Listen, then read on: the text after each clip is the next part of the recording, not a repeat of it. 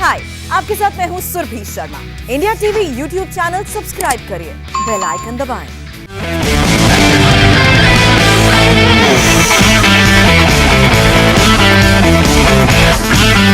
नमस्कार, आज की बात में आपका स्वागत है। आज सबसे पहले एक अच्छी खबर आपके साथ शेयर करना चाहता हूं। करीब 61 दिन बाद, 2 महीने बाद पहली बार ऐसा हुआ कि एक दिन में नए मरीजों के मुकाबले कोरोना से ठीक होने वाले लोगों की संख्या ज्यादा आई। एक्सपर्ट का कहना है यह शुभ संकेत है, यह पॉजिटिव ट्रेंड है। हमारे देश में पिछले 24 घंटे में कोरोना के 3,30,000 नए मामले सामने आए, जबकि 3,56,000 से ज्यादा मरीज रिकवर होकर घर लौटे, कोरोना से ठीक हो गए। अब कई लोग कह सकते हैं कि हो सकता है टेस्टिंग कम हुई हो सकता है आरटी-पीसीआर रिपोर्ट आने में देर हो रही हो, इसलिए केसेस कम दिखाई दे रहे हैं। इसलिए इस नतीजे पर पहुंचना ठीक नहीं होगा। बात सही है, मैंने फैक्ट चेक किए।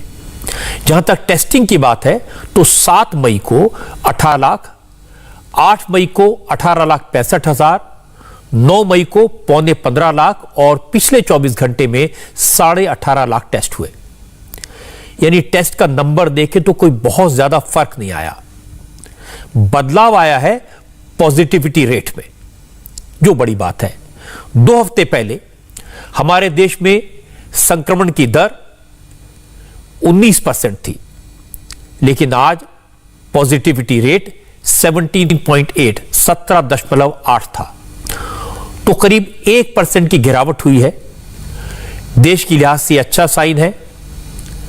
एक्सपर्ट कहते हैं कि यह सही दिशा में जा रहा है।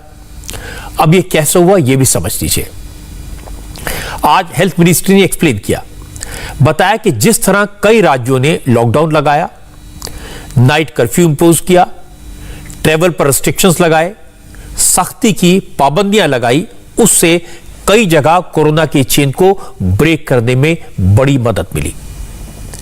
सख्ती का असर यह हुआ कि इसकी वजह से कोरोना के केसेस में कमी आई। उत्तर प्रदेश, महाराष्ट्र, दिल्ली, राजस्थान, गुजरात जैसे राज्यों में कोरोना के मरीजों की संख्या लगातार घट रही है। उत्तर प्रदेश का उदाहरण है, पिछले 10 दिन में 94,000 केसेस कम हुए हैं। आज 20,000 नए केसेस आए। हालांकि कुछ दिन पहले एक्सपर्ट कह रहे थे कि यूपी में 1 लाख केसेस पर डे आएंगे। WHO ने भी आज यूपी के मॉडल की तारीफ की। WHO की टीम ने उत्तर प्रदेश के 75 जिलों में करीब 10,000 घरों का सर्वे किया और कोरोना को लेकर योगी सरकार के माइक्रो मैनेजमेंट की तारीफ की। अगर महाराष्ट्र से कंपेयर करें तो यूपी की आबादी डबल है। महाराष्ट्र में करीब 12 करोड़ लोग रहते हैं और यूपी में 24 करोड़ लोग रहते हैं। इस लिहाज से यूपी में 20,000 केसेस और महाराष्ट्र में आधी आबादी होते हुए करीब 41,000 केसेस आए हैं।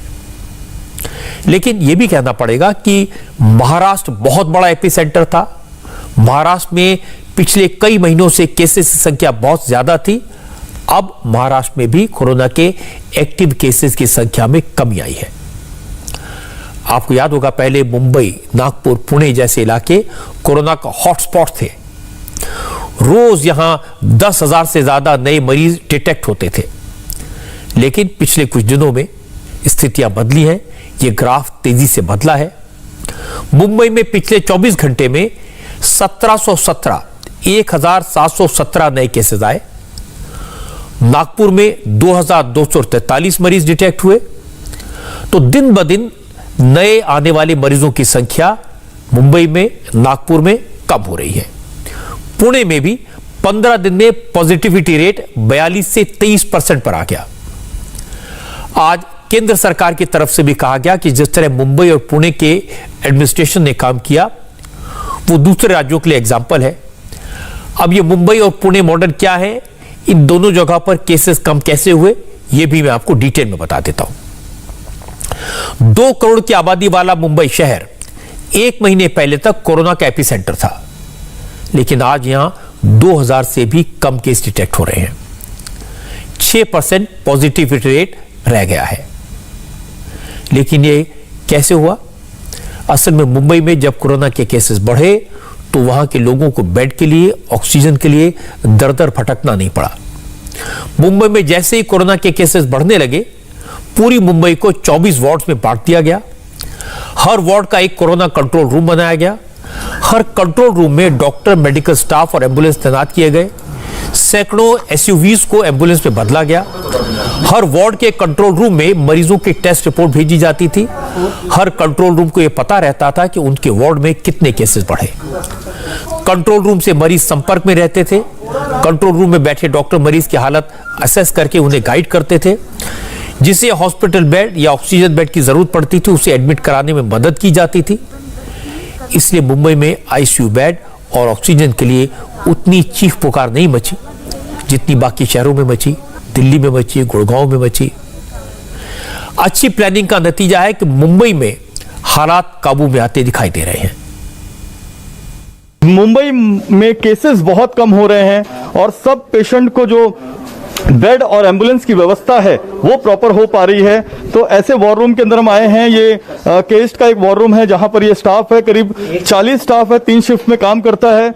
और ये पूरा जो नियोजन है ये कैसे होता है हम जानते हैं। यहाँ से तो कॉल जाता ही है, पैरेलली वहाँ के जो डॉक्टर होते हैं वो भी उनको कॉल करते हैं और उनका होम विजिट भी होता है। मतलब सबका होम विजिट नहीं होता है, लेकिन जो लोग ये बोलते हैं कि मुझे थोड़ा ब्रीदिंग डिफिकल्टी हो रहा है, मुझे आईसीयू बेड चाहिए, ऐसे घर से बोलते हैं। यहाँ के वॉर रूम से हमारी हेल्थ की टीम लोगों के घरों तक जाती है और लोगों के घरों में होम विजिट करती है ताकि उनके पूरा जो उनके सिम्टम्स है उसका मुआयना किया जा सके। हाँ, वो भी सिम्टम भी देखते हैं और पैरेलली उनका कॉन्टैक्ट ट्रेसिंग जो होता है वो भी किया जाता है। मतलब वो कहाँ गए थे, किनसे मिले थे, कितने कॉन्टैक्ट्स हैं उनके, आजू बाजू में जो लोग हैं उनको पूछा जाता है। बिल्डिंग में अगर है ज्यादा केसेस सभी बिल्डिंग में आते हैं तो उनको भी वहाँ पे अवेयरनेस किया जाता है। कितने लोगों से इनकी बात हो रही है, कितने मरीजों से बात हो रही है, उनके मोबाइल नंबर, उनके कॉन्टैक्ट नंबर, यानी ट्रेसिंग, ट्रैकिंग, टेस्टिंग, ये 3 टी है। इसके ऊपर बीएमसी के ये वॉर रूम काम कर रहे हैं। यहाँ पर भी देखिए एक ऐसी सूची इनके पास मौजूद है। आज आपने कितने लोगों से बात की? हाँ, आज हमने 15 लोगों से बात की, 4 बजे से। हाँ। 15 लोगों से बात की। आपने कितने लोगों से बात की? मैंने फॉलो अप लिया। पेशेंट जो आते हैं पॉजिटिव पेशेंट, उनको दिन में मतलब 2 बार, 3 बार, 4 बार उनका फॉलो अप लेते हैं कि अब उनकी तबीयत कैसी है। आपके पास जो डिटेल आई है उससे आपने किस तरीके से कम्युनिकेट किया?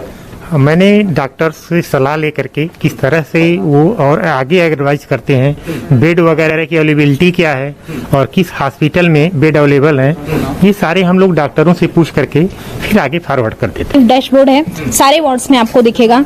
यहाँ पे कंप्लीट मुंबई में जितने भी हॉस्पिटल्स हैं उनमें कितने बेड्स अवेलेबल है, कितने बेड्स टोटल है और कितने बेड्स पूरा ऑक्यूपाइड है, ये आपको सब दिखेगा। जैसे कि अभी यहाँ पे आप देख रहे हैं सस्पेक्ट पॉजिटिव आईसीयू पीआईसीयू, मतलब इसका मतलब है कि सस्पेक्ट मतलब जिसका अभी डायग्नोस नहीं हुआ है उनके कितने बेड्स अवेलेबल है।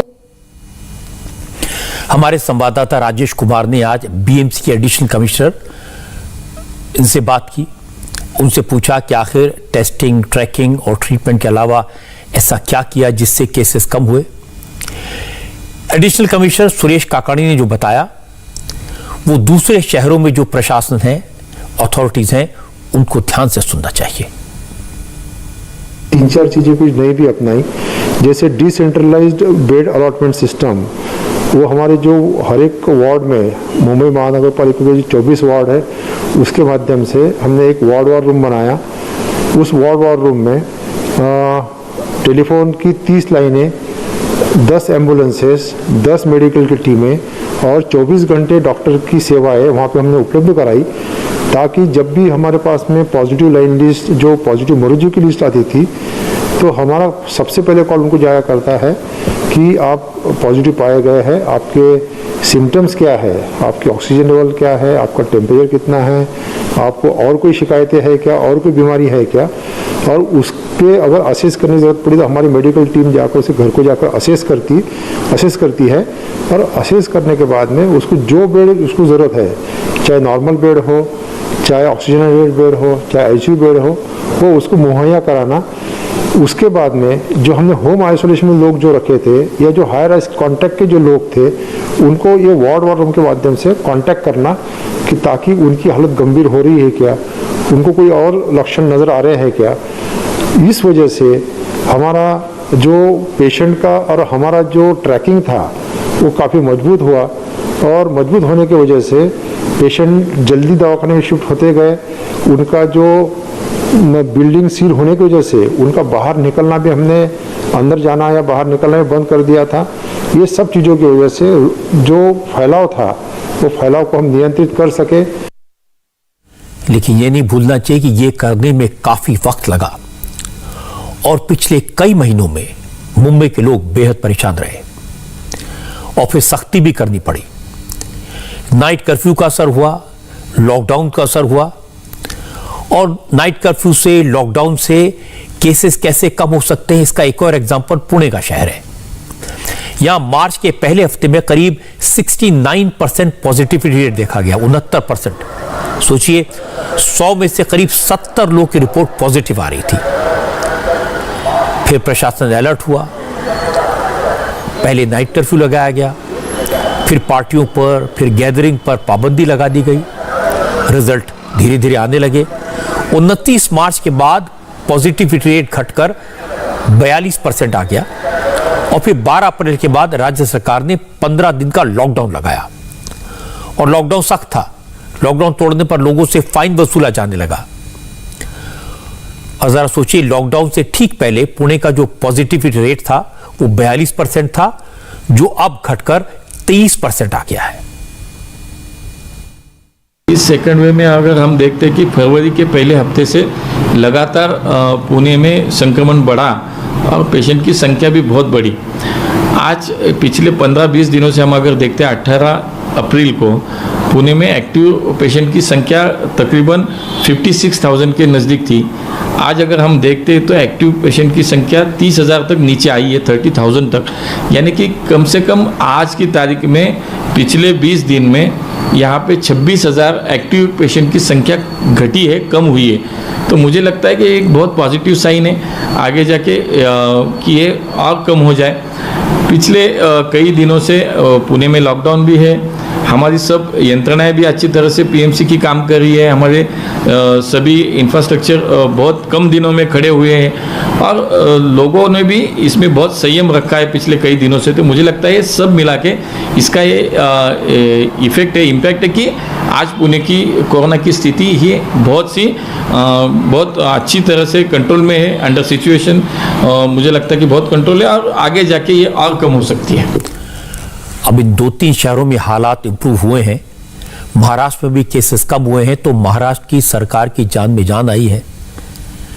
अब हेल्थ मिनिस्टर राजेश टोपे कह रहे हैं कि चूंकि मुंबई और पुणे में बड़े पैमाने पर टेस्टिंग हो रही है, इसी की वजह से अर्ली डिटेक्शन हो रहा है और कोरोना को कंट्रोल में किया जा रहा है।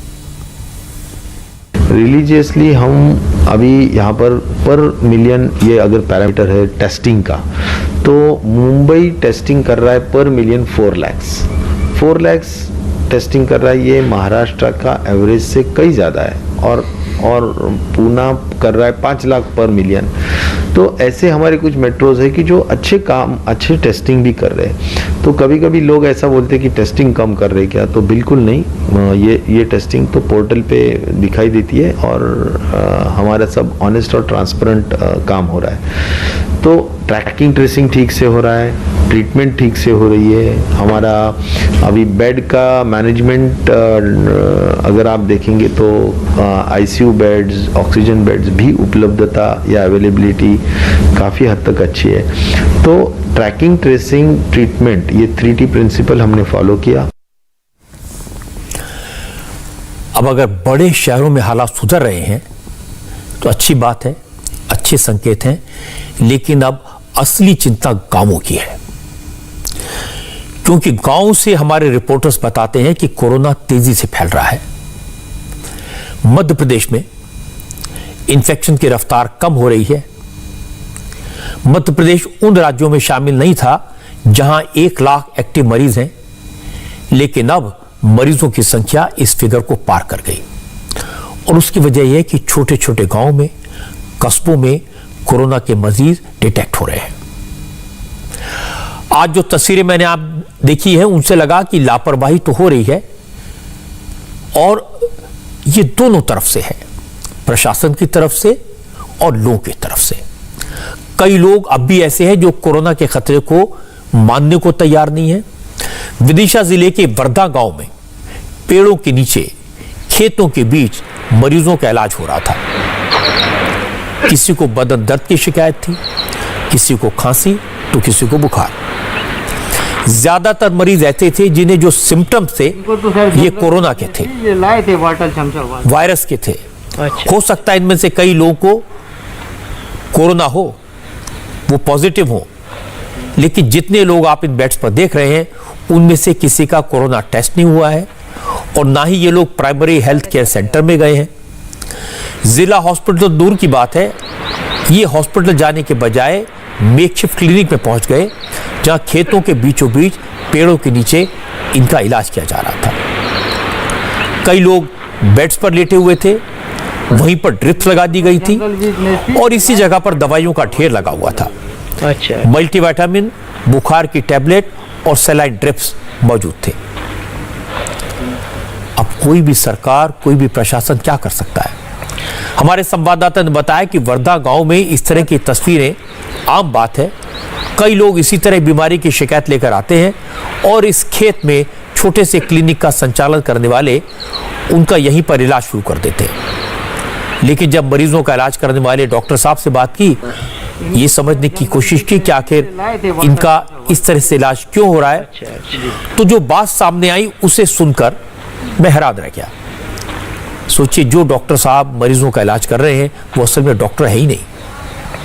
इनका नाम है अब्दुल करीम खान।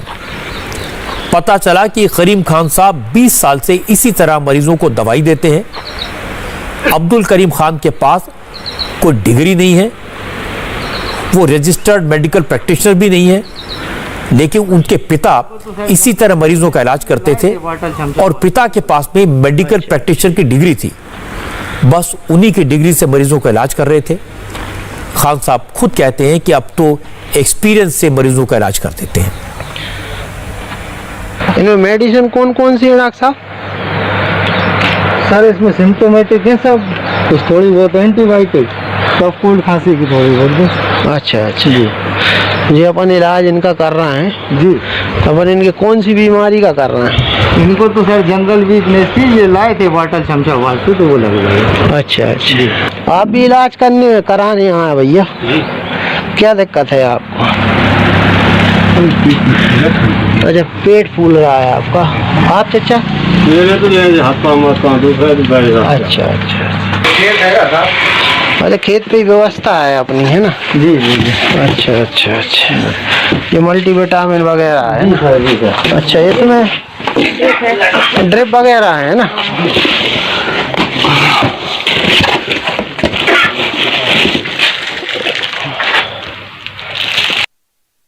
मेरा अब्दुल करीम खान था। डिग्री अपने पास कौन कौन सी है? डिग्री कोई सी नहीं साहब, अपने पिताजी की डिग्री पे कर रहे हैं। पिताजी जान है। अब सोचिए, ये डॉक्टर बन गए हैं, पिताजी की डिग्री उस पर काम कर रहे हैं। जब तस्वीरें सामने आई, लोकल एडमिनिस्ट्रेशन अलर्ट हुआ, वो भी खेत वाले क्लिनिक में जांच के लिए पहुंचा। लेकिन गांव के कुछ लोग ऐसे थे जो इतना सब होने के बावजूद ये समझने को तैयार नहीं थे। वो इस बात को स्वीकार ही नहीं करना चाहते कि जो दवाएं उन्हें दी जा रही थी वो उनकी जान को खतरे में डाल सकती थी।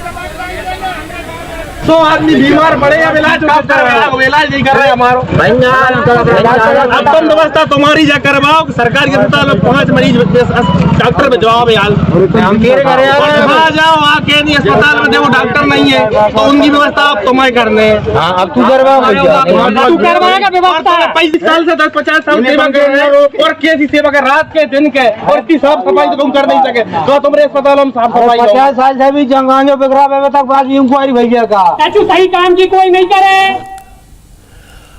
अब लोगों का गुस्सा जायज है, उनका इन सो कॉल्ड डॉक्टर साहब पर भरोसा है, लेकिन यह बात सही है कि अगर ये लोग कोरोना के सिम्टम्स को छुपाएंगे, सिर्फ सिरदर्द और बुखार की दवाई लेकर वापस लौट जाएंगे, तो फिर इससे कोरोना के फैलने का खतरा कई गुना बढ़ जाएगा।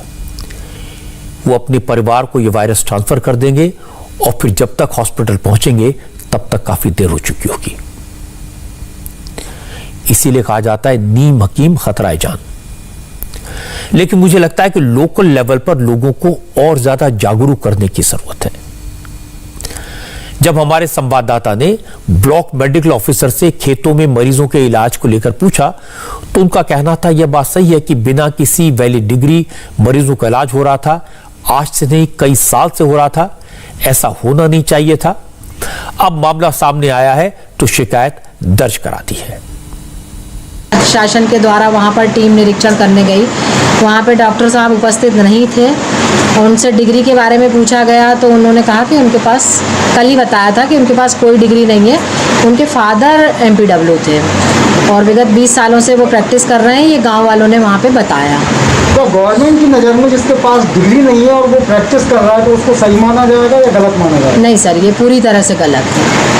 किस प्रकार की दवाइयों का वो यूज़ करती हैं जो पेशेंट होते हैं उनके ऊपर? नहीं, मेडिकल काउंसलिंग के हिसाब से जो रजिस्टर्ड मेडिकल प्रैक्टिशनर है वही दवाई लिखेगा और वही इलाज करेगा। ये पूरी तरह से गलत है। अब वो इतने सालों से कैसे ये प्रैक्टिस कर रहे हैं, ये तो पूरी तरह कानून के दायरे से बाहर ही, ये गलत है। ये पूरी तरह से गलत है और इसको उन्हें नहीं करना चाहिए था। अब हम लोगों ने पंचनामा वगैरह बनाया, देखते हैं क्या कार्रवाई है। जांच में क्या देखा वहाँ पर? हाँ, अभी वहाँ पे तो वो मिले नहीं। वो पूरी तरह से वहाँ पे कल जो वीडियो में दवाइयाँ थी और IV सेट थे वो सब वहाँ पे कुछ भी नहीं मिला। सिर्फ multivitamin, ranitidine, omeprazole, vitamin C, cetirizine, normal दवाइयाँ पाई गई वहाँ। अच्छी बात है कि लोकल एडमिनिस्ट्रेशन ने तुरंत एक्शन लिया। जिले के DM कैमरे के सामने आए, उन्होंने कहा कि इस मामले में FIR करा दी गई है और उन्होंने लोगों से अपील की है और कहा कि कोरोना के सिम्टम्स दिखते ही, लक्षण सामने आते ही इलाज करवाएं, सरकारी हेल्थ सेंटर पर जाएं। जो कोरोना के यदि किसी को लक्षण दिखते हैं तो कृपया तत्काल स्वास्थ्य केंद्र में पहुंचें और अपना स्वास्थ्य का परीक्षण भी हो जाएगा और उसके अलावा कोई दवाएं हैं वो भी दे दी जाएंगी उन्हें। और यदि कोई गंभीरता दिखती है तो उसको आगे रेफर भी किया जाएगा। इसके अलावा लटेरी में क्वारंटाइन सेंटर भी चल रहा है। यदि वहाँ पे एडमिशन की ज़रूरत हो, जिसके यहाँ क्वारंटाइन हुआ है और घर में जगह नहीं है तो उनको वहाँ रखा जा सकता है।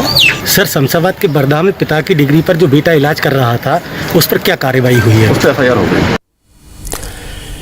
लेकिन ये सिर्फ एक जिले का या एक गांव का हाल नहीं है। मध्य प्रदेश के रतलाम में तो हालत और भी खराब नजर आई। रतलाम के मेडिकल कॉलेज का हाल यह था कि यहां मरीजों को हॉस्पिटल में भर्ती करने के लिए बेड्स नहीं थे। सारे बेड्स फुल हैं। इसीलिए जो लोग कोरोना के सिम्टम्स लेकर हॉस्पिटल पहुंचे थे उनको कॉरिडोर में ही मेकशिफ्ट अरेंजमेंट करके लिटा दिया गया। यहां लाइन से कोरोना सस्पेक्ट मरीज मौजूद थे, ज्यादातर ऐसे जिनका ऑक्सीजन लेवल कम था। हमारे संवाददाता ने बताया कि डॉक्टर एक बार मरीज को देखकर गए, इसके बाद उनकी सुध लेने वाला कोई नहीं आया। मरीजों के पास ऑक्सीजन सिलेंडर दिखाई दिए, लेकिन कोर्स ऑफ ट्रीटमेंट क्या होगा ये बताने वाला कोई नहीं था। मरीजों के रिश्तेदारों का कहना है कि काफी देर तक इसी तरह बरामदे में मरीजों को रखा जा रहा है। उनका ऑक्सीजन लेवल कम पड़ गया था सर, 72 रह गया था। मेडिकल कॉलेज में लेके क्या बोला डॉक्टरों ने? बोला तो कुछ नहीं सर, ऑक्सीजन लगा के बस। अंदर नहीं लिया आपको? जी सर, अंदर नहीं लिया अभी तक। वही तो सर मैं 2-3 बार कह चुका हूँ उनको कि सर अंदर लीजिए इनको, तो कोई सुनवाई नहीं हो रही सर। 4-5 घंटे हो गए सर, 1 बजे का आए हुए सर। बाहर लॉबी में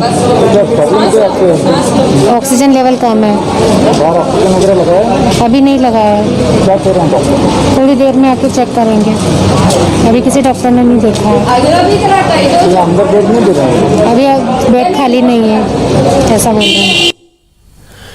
जब कॉरिडोर में मरीजों के इलाज की तस्वीरें न्यूज में दिखाई जाने लगी तो DM साहब हॉस्पिटल पहुंचे, इंतजामात का जायजा लिया और फिर इस मेकशिफ्ट अरेंजमेंट पर सफाई थी। DM ने बताया कि जो मरीज इमरजेंसी में आते हैं उनके लिए इस तरह के इंतजाम किए जा रहे थे, लेकिन अब किसी भी मरीज को ऐसे इलाज नहीं दिया जाएगा, हॉस्पिटल के अंदर ही इंतजाम किए जाएंगे। देखिए, ग्रामीण क्षेत्रों में कंटेनमेंट को सख्ती से लागू किया जाएगा और ओवरऑल कोशिश ये है कि पेशेंट इस स्थिति में ना आए जब वो सीरियस होकर अस्पताल आए, उसका अर्ली डिटेक्शन हो जाए और अर्ली डिटेक्शन के बाद उसकी जल्दी ट्रीटमेंट हो जाए, जिससे कि वो ग्रामीण क्षेत्र में वहाँ के जो CHC या PHC हैं उस लेवल पे ही वो रहें और उनको ऐसी स्थिति ना आए जब उनको प्राण का संकट हो। ग्रामीण में इलाज हो रहा है वहाँ पर मेडिकल कॉलेज में, तो सस्पेक्टेड है तो कई और लोगों को फिलहाल बंद नहीं। देखिए वो चीज़ हमने जो आपने बताया है मेरे नोटिस में आया है, ये व्यवस्था इसलिए उन्होंने शुरू की थी कि कम से कम कोई व्यक्ति अगर इमरजेंसी में आता है तो अगर ऊपर जगह नहीं है तो उसको एक बेसिक ट्रीटमेंट मिल जाए। हमें निर्देश दिया है कि वो काम ये भीतर कोई इंक्लोजर में करें, हॉल में करें, जिससे कि ये व्यवस्था बाहर ओपन में ना हो। इसमें कोई शक नहीं कि गांव में इंफ्रास्ट्रक्चर कम है, हेल्थ सपोर्ट सिस्टम बहुत कम है। इसके बावजूद जिसमें जितनी ताकत है वो लगाकर लोगों की मदद की जा रही है। जैसे ही खबर मिलती है प्रशासन हरकत में आता है। 2 उदाहरण हमने देखे हैं। लेकिन गांव में जब लोग लापरवाही करते हैं तो यह लापरवाही किस कदर महंगी पड़ सकती है, इसका एक उदाहरण आपको दिखाता हूं। आगरा के कुरगांव गांव में पिछले 20 दिन में 14 लोगों की मौत हो गई। हड़कंप मचा। कुरगांव गांव में करीब 800 लोग रहते हैं। गांव में 15 अप्रैल के बाद से लोगों में कोरोना के सिम्टम्स दिखाई दिए। लोगों को खांसी, सिरदर्द, बुखार जैसी दिक्कत होने लगी, लेकिन लोगों ने इन लक्षणों को हल्के में लिया और ये लापरवाही काफी भारी पड़ी। 1 हफ्ते के अंदर ही गांव में स्थिति बहुत खराब हो गई। 20 दिन के अंदर अलग अलग परिवारों के 14 लोगों की मौत हो गई। हालांकि ये अभी नहीं कहा जा सकता कि इन सभी 14 लोगों की मौत कोरोना से हुई, क्योंकि ज्यादातर लोगों ने कोरोना का टेस्ट कराया ही नहीं था। तो कैसे कहा जा सकता है? गांव वालों का कहना है कि मरने वाले 14 लोगों में 3 ऐसे हैं जिनकी कोरोना रिपोर्ट पॉजिटिव आई थी। गांव में इन्फेक्शन बढ़ने के बाद डिस्ट्रिक्ट एडमिनिस्ट्रेशन एक्टिव हुआ। अब हेल्थ डिपार्टमेंट की टीम को कुरगांव भेजा गया। स्वास्थ्य विभाग के लोग घर घर जाकर चेक कर रहे हैं। कोरोना के सैंपल लिए गए। अब तक 22 लोगों की रिपोर्ट पॉजिटिव आई है। गांव के लोगों ने बताया कि कुरगांव में कोरोना इन्फेक्शन फैलने की बड़ी वजह लापरवाही है। बीमार लोगों ने सावधानी नहीं बरती। कोरोना के लक्षण दिखने के बाद भी बीमार लोगों ने खुद को आइसोलेट नहीं किया। ऐसा करने के बजाय ये लोग गांव में घूमते रहे। कई बीमार लोग नीम हकीम से ही दवाई लेते रहे, कोरोना के टेस्ट करने से बचते रहे। अभी तक गांव में 1/4 लोगों ने भी कोरोना का टेस्ट नहीं करवाया है। गांव के अंदर में स्थिति इतनी भयानक है। कुछ पॉजिटिव लोग हैं जो अनपढ़ हैं, वैसे हैं, गंवार हैं, इधर उधर गलियों में घूम रहे हैं। उसकी इसलिए आदमी को हम तो आज पुलिस बुलवाई गई है, वो लोग अंदर रहें। गांव मैंने हम क्वारंटाइन रहें या हम क्वारंटाइन मैंने बना रखा है इस विद्यालय में, प्राथमिक विद्यालय कुरगांव में, उसमें रहें। कम से कम 14 मृत्यु हो गई है गांव में। कितने दिनों में? ये लगभग 20 दिन में। कोरोना की महामारी मेरे गांव में प्रवेश कर चुकी है, बहुत अच्छे स्तर पर प्रवेश कर चुकी है। और सबसे बड़ी बात है, गांव के लोग मानने को तैयार नहीं है। कुछ लोग ऐसे हैं जो अफवाह फैलाते हैं कि कोरोना कुछ नहीं है। ये लोग ने मतलब धंधा बना रखा है। और जब हम लोगों को ये लगा, गांव में बिना टेस्टिंग के लोगों की मौतें हुई, जो टीवी के माध्यम से, पेपर के माध्यम से देखा कि कोरोना के लक्षण ये होते हैं, तो उसकी सांस रुक जाती है। जब ये लगा तो कुछ लोगों ने टेस्टिंग कराया, तो उसमें 3-4 लोग ऐसे थे जिनका पॉजिटिव था, जिनकी डेथ हुई है। उसके बाद जब ये पता पड़ा तो हमने doctor Rajveer Singh, deputy CM Hyderabad से संपर्क किया। उन्होंने तत्काल अपनी टीम भेजी। जब पता करा तो पहले दिन 14 लोग मेरे यहाँ पॉजिटिव पाए गए। अभी लोग टेस्ट नहीं करा रहे। मेरा काम 1/4 भाग मात्र टेस्ट हुआ है। लोग आते नहीं है, बड़ी मुश्किल से लेके आते हैं उनको। 18 तारीख से मेरे गांव में आज तक 14 मौत हुई है। कुरगांव के लोगों की बात सुनकर समझा जा सकता है कि गांव में स्थिति खराब क्यों होती जा रही है। ज्यादातर गांव के लोग अभी भी कोरोना को गंभीरता से नहीं लेते। गांव में लोग टेस्टिंग कराने से भी पीछे हट जाते हैं, जिससे सही समय पर कोरोना के होने का पता नहीं चलता। जब मरीज की हालत गंभीर हो जाती है, जब वो कई और लोगों को ये रोग बांट चुका होता है, तब लोग उसे डॉक्टर के पास लेकर जाते हैं। हालांकि कुरगांव में कोरोना के इन्फेक्शन की स्थिति को देखते हुए आगरा के मुख्य विकास अधिकारी गांव आए। उन्होंने एसडीएम और पुलिस के सीनियर अफसरों से गांव में फुल लॉकडाउन लागू करने के निर्देश दिए। हेल्थ डिपार्टमेंट की टीम को 7 दिन तक 24 घंटे गांव में रहने को कहा गया है। हेल्थ डिपार्टमेंट की टीम बीमार लोगों की जांच कर रही है और जरूर होने पर मरीजों को डिस्ट्रिक्ट हॉस्पिटल या मेडिकल कॉलेज भेजा जा रहा है। इसी गांव में ज़्यादा कोरोना का मरीज है। लगभग मैं आज देखा हूँ 25 लोग हैं, 15 पिछले मतलब कोरोना पेशेंट अभी 10 मिला है। इसलिए हम व्यवस्था का चेक किया है, स्वास्थ्य विभाग का फैसिलिटी का चेक किया है, कैसे उनको दवा मिल रहा है नहीं है, क्या क्या सुविधा मिल रहा है, साफ़ सफाई गाँव में लॉकडाउन कैसे इम्प्लीमेंट हो रहा है, निगरानी समिति का कार्य कैसे चल रहा है, वो सबका व्यवस्था हुआ है। एंड अभी कार्य को मजबूत करने के लिए बढ़ाने के लिए भी सबसे विकसित हुआ है।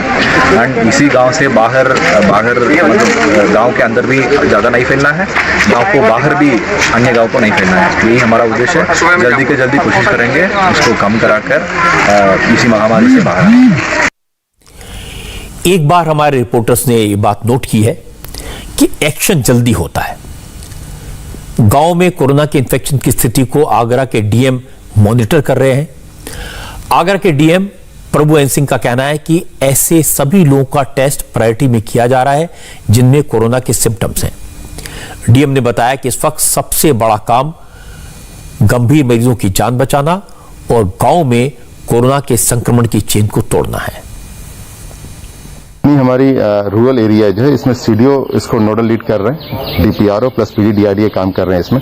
जो हमारी रूरल आरआईटी है एमओआईसी जो प्लस वीमो साहब अलग अलग गांव जो ऐसे कुछ न्यूज आ रहे हैं और अदरवाइज भी स्पेशल कैंप हम लगाए हुए हैं। जैसे ये गांव है यहाँ पे पिछले 2 दिन से स्पेशल कैंप लगा है, सब लोग सैंपलिंग कर रहे हैं और जो भी सिम्टोमेटिक केसेज आ रहे हैं चाहे वो पॉजिटिव नहीं भी हों, अगर उनको सिम्टम्स हों उनको वहाँ से SN medical college, district hospital या अगर प्राइवेट में जाना चाहते हैं वहाँ भेजा जा रहा है। जो कैंप है हमारा और भी आसपास के गांव में वहाँ भी लगाया जा रहा है। प्रयास है कि साहब जितना हम कम से कम संक्रमण कर सकें उसमें हम प्रयास कर रहे हैं। ग्रामीणों को मालूम तो लगभग 14 लोगों की मौत हो चुकी है। संख्या देखिए अब एक बार हमारी सीमो की टीम गई है, एक बार तहकीकात कर लेगी, बट सबसे महत्वपूर्ण है कि हमें जल्दी से जाके संक्रमण के चेन को ब्रेक करने के लिए, जल्दी से आइडेंटिफाई करने के लिए जो काम करना है उसमें हम प्रयास कर रहे हैं। पिछली बार कोरोना की लहर गांवों तक नहीं पहुंची थी, इसलिए इस बार गांव में रहने वालों ने इसे गंभीरता से नहीं लिया। सोचा कि कोरोना गांव तक तो नहीं पहुंचेगा। लोग बिना मास्क के घूमते रहे। खांसी, सर्दी, जुकाम, बुखार ये होने पर भी लोगों ने कोरोना का टेस्ट नहीं करवाया, नहीं डॉक्टर के पास गए। लखनऊ के बख्शी का तालाब इलाके के पहाड़पुर गांव का हाल कुछ ऐसा ही है। गांव में इस वक्त 30 लोग कोरोना पॉजिटिव हैं। कई ऐसे लोग भी हैं जिनमें कोरोना के सिम्टम्स हैं, लेकिन उनकी या तो रिपोर्ट नहीं आई या फिर उन्होंने टेस्ट नहीं करवाया। कोरोना के केस बढ़ने के बाद हेल्थ डिपार्टमेंट ने आशा वर्कर्स को इस जांच के काम में लगा दिया।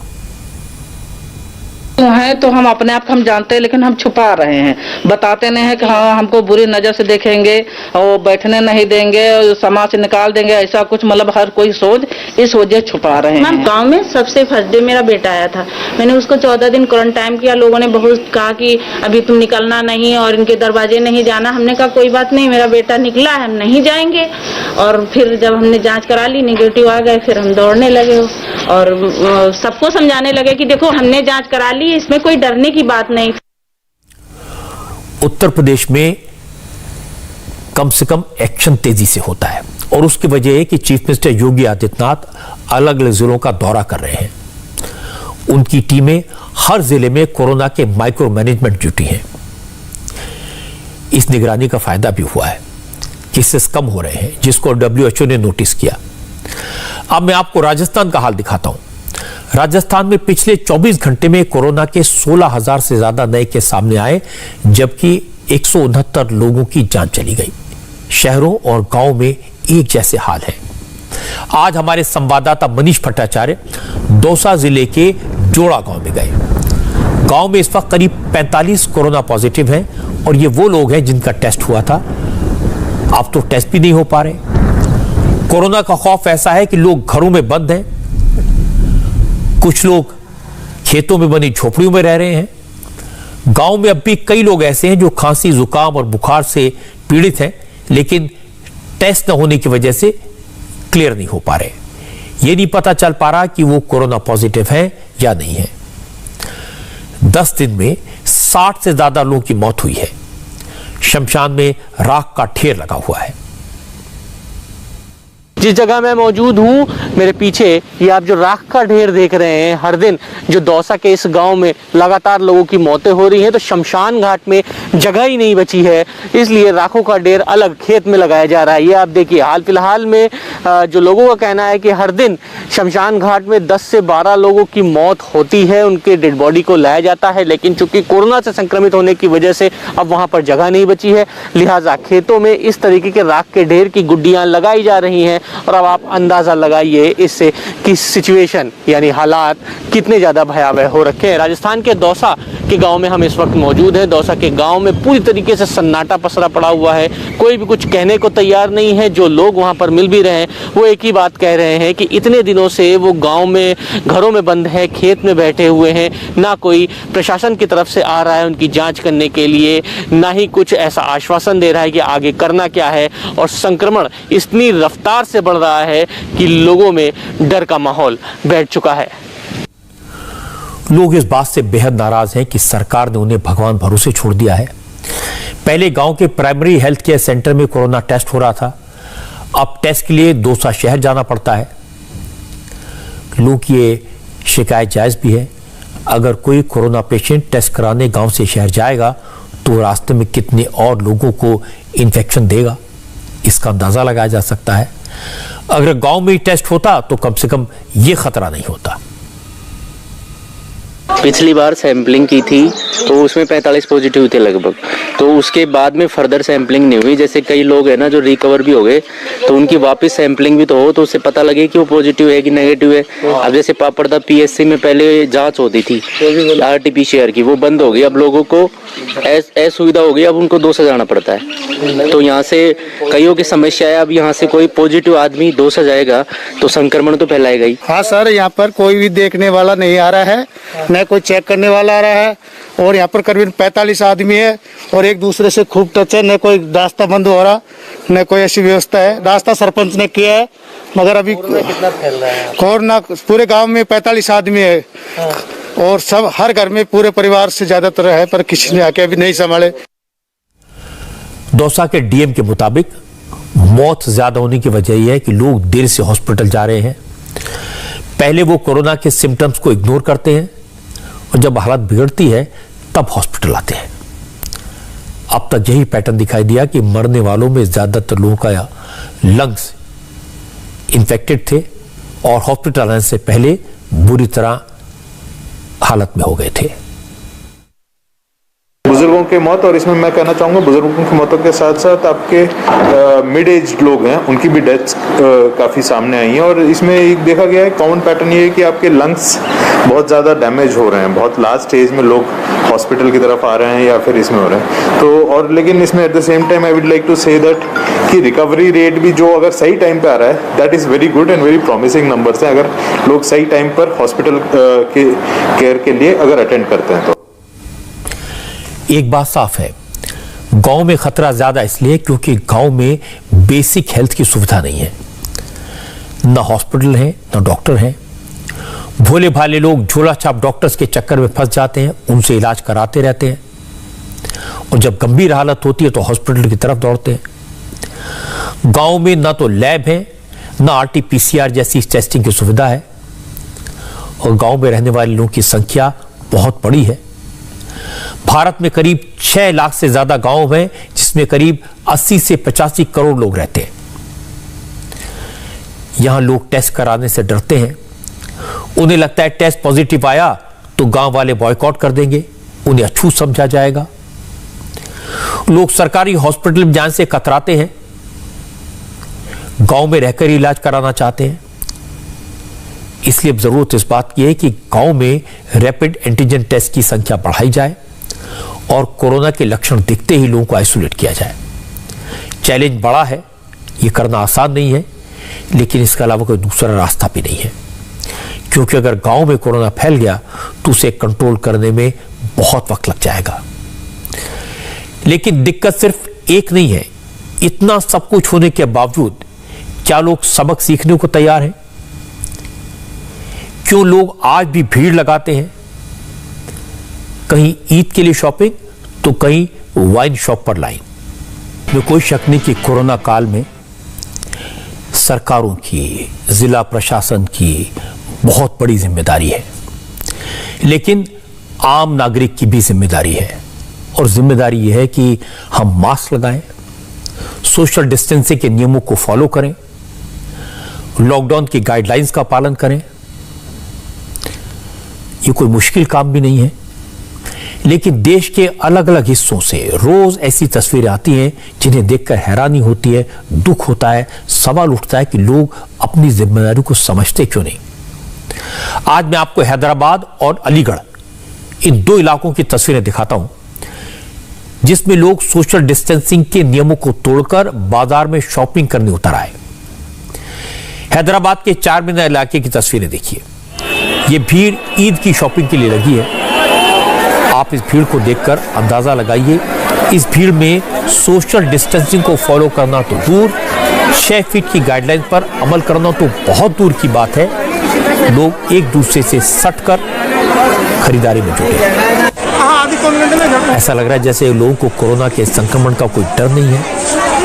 हैदराबाद की इस भीड़ में महिलाएं हैं, बच्चे हैं, बुजुर्ग हैं और लापरवाही बेइंतहा।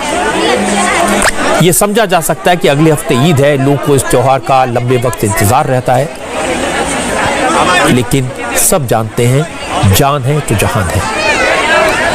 अलीगढ़ के लोग भी इस बात को भूल गए। हैदराबाद जैसी तस्वीरें अलीगढ़ से भी आई। अलीगढ़ के मेन मार्केट महावीरगंज में भी ईद की शॉपिंग के लिए लोगों की भीड़ लग गई। एडमिनिस्ट्रेशन ने अलीगढ़ में बाजार खुलने का टाइम फिक्स किया है। सुबह 7 बजे से 11 बजे तक मार्केट खुलना था, यानी 4 घंटे के लिए बाजार खुलने थे। आज जैसे मार्केट खुला तो लोग बाजार की तरफ दौड़ पड़े।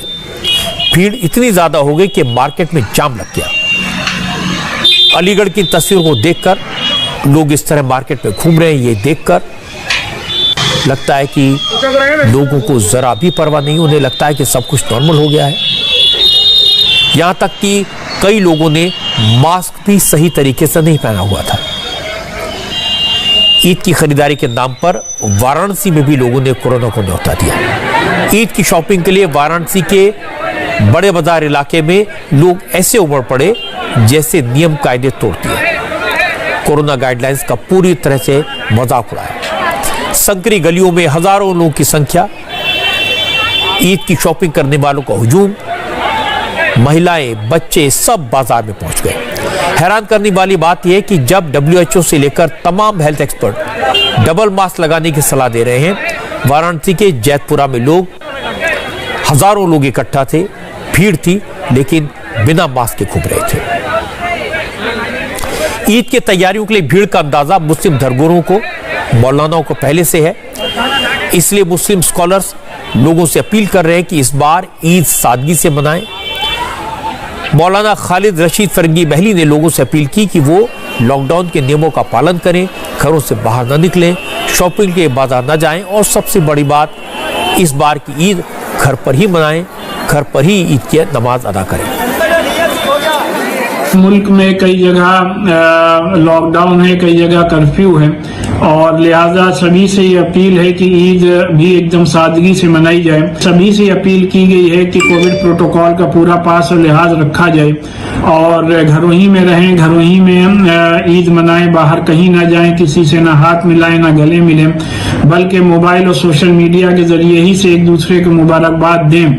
और जो लोग मस्जिद में रहते हैं वही 5 लोग मस्जिद में ईद उल फित्र की नमाज अदा करें, बाकी लोग अपने घरों में नमाज अदा करें। जिस घर में भी 4 हजरात या उससे ज्यादा हों वो बाजमात ईद उल फित्र की नमाज अदा करें और जहां 4 से कम हों वो लोग अलग अलग चाश्त की नमाज अदा करें और नमाज के बाद अल्लाह ताला से इस बीमारी के खात्मे के लिए दुआ करें। घरों में सेवइयां जरूर पकाई जाएं, लेकिन किसी भी किस्म की शॉपिंग ना की जाए, बल्कि अल्लाह ने जो भी बेस्ट पॉसिबल कपड़े दिए हैं उन्हीं को पहनकर उन्हीं में ईद मनाई जाए।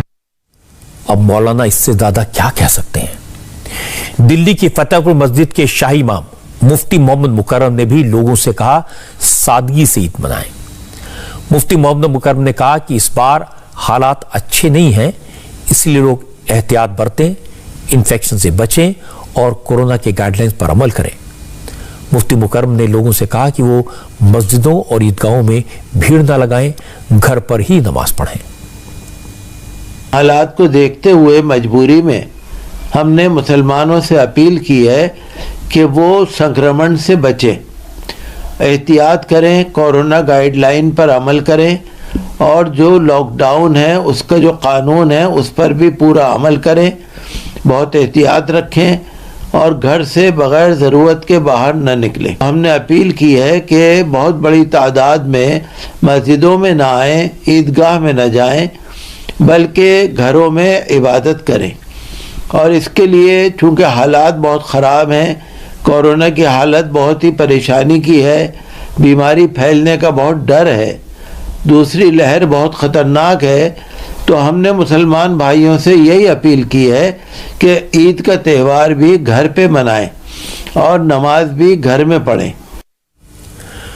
मुसलमान भाइयों बहनों से मौलाना की अपील बिल्कुल सही है।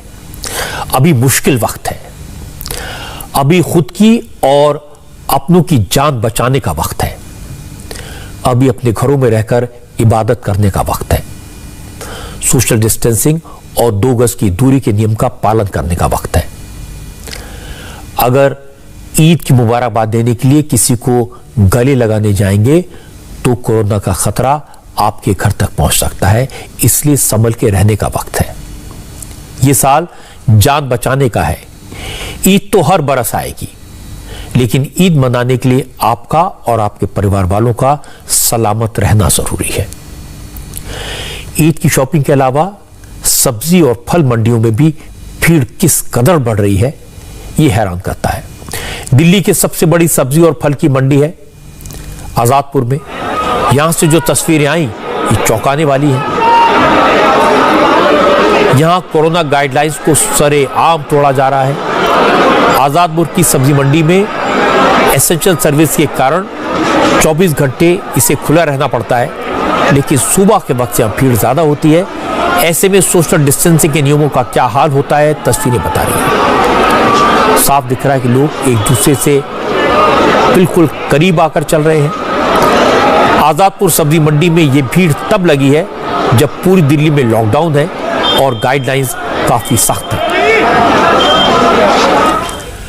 अब आपको हैदराबाद की तस्वीरें दिखाता हूं। तेलंगाना सरकार ने कोरोना इन्फेक्शन को रोकने के लिए कल से लॉकडाउन लगाने का ऐलान किया है। लॉकडाउन की घोषणा होते ही तेलंगाना में शराब की दुकानों के सामने लोगों की भीड़ लग गई। दरअसल लॉकडाउन लगने के बाद राज्य में शराब की दुकानें बंद हो जाएंगी, इसलिए शराब पीने के शौकीन लोग दुकानों के बाहर लंबी लंबी लाइन लगाकर खड़े थे, अपना पूरा कोटा इकट्ठा करना चाहते थे। दुकानों के बाहर धक्का मुक्की होने लगी। हैदराबाद में कई लिकर शॉप्स में इतने ज्यादा लोग पहुंच गए कि कुछ ही घंटों में स्टॉक खत्म हो गया। हैदराबाद जैसी तस्वीरें उत्तर प्रदेश के रामपुर से भी आई। आज यूपी में कई दिनों बाद शराब और बियर की दुकानें खुली तो दुकान का शटर उठने से पहले ही लोग शराब खरीदने के लिए भीड़ लगाकर खड़े हो गए। रामपुर में शराब की दुकानों पर इतने ज्यादा लोग पहुंच गए कि सोशल डिस्टेंसिंग के नियम फॉलो करना मुश्किल हो गया। हालत यह हो गई कि लोगों को कंट्रोल करने के लिए पुलिस को बुलाना पड़ा। दिल्ली के पास गाजियाबाद में भी कई दिन बाद शराब की दुकानें खुली तो लोग दौड़ दौड़ कर शराब खरीदने पहुंच गए। गाजियाबाद में सुबह 10 बजे से शाम 7 बजे तक शराब की दुकानें खोली गई। डिस्ट्रिक्ट एडमिनिस्ट्रेशन की तरफ से वाइन शॉप वालों से कहा गया कि कोविड गाइडलाइंस को फॉलो करवाया जाए, सोशल डिस्टेंसिंग के साथ शराब की बिक्री हो।